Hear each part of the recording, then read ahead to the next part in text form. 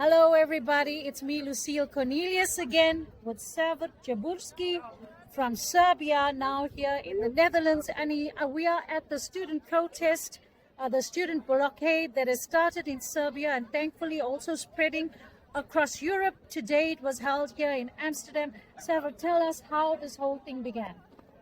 Began in response to the tragic fall of a canopy on the recently renovated train station. But however, on the 1st of November, the canopy fell and on the spot killed 15 people. 16 victims died recently. One more is really struggling for life, and there are more and more injuries. So students started blocking universities in demand of accountability. Yes. And to draw attention. But ever since, it grew into the biggest protest movement in the history of Serbia. And we were talking just now, you were saying that students are even cycling to Strasbourg. And what is the meaning of these sacrificial offerings that they are giving on behalf of their countrymen? Well, they're really trying to draw more attention because, interestingly, this is the 6th protest in the Netherlands. Wow. For the first 3, we had no media attention. Wow. It is not easy to get attention because, we have so many Right. headlines and so many crises in the world. Yeah. Getting attention to something that's happening in one European country is not so easy. Although we believe, and I think that's why the students are now, after at some point walking from all across Serbia to one place where the first constitution was brought for one of the biggest protests. Right. Now they are cycling to Strasbourg to bring to attention of European Parliament and the European Court of Human Rights. This is amazing.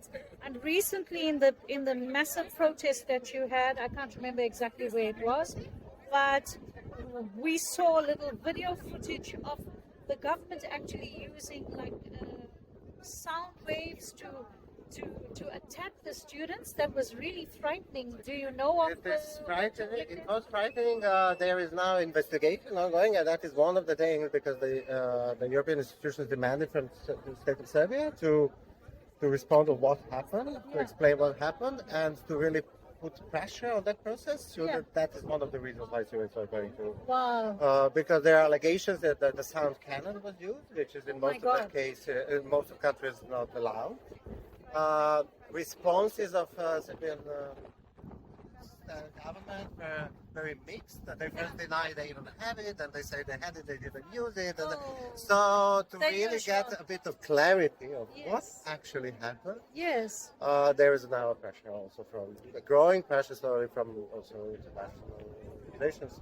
This is amazing. And I just want to say to everybody that's watching, the students have become our teachers. They are teaching us what true humanity means all over the world. Even in the USA right now, students are being targeted, they're being locked up, they've been kicked out of the country, all sorts of attacks against students.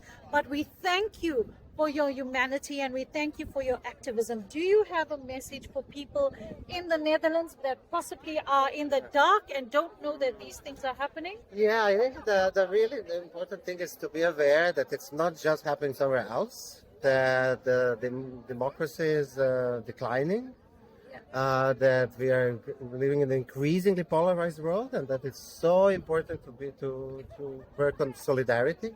Yes. And support, starting with your own communities, but really protecting some of the respects for freedoms and human rights that so many lives were lost and given for some fights, and we can't let it so easily slip away. So turning a blind eye is actually the biggest crime you can commit in this day and hour. Like I always say, silence is violence.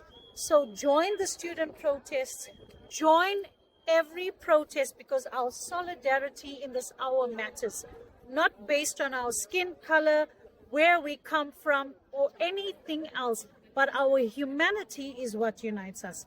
I'm Lucille Cornelius from DN25 Netherlands, and I thank you so much for your time today. Thank you. And hopefully we see you soon at another gathering, and that's us from Amsterdam.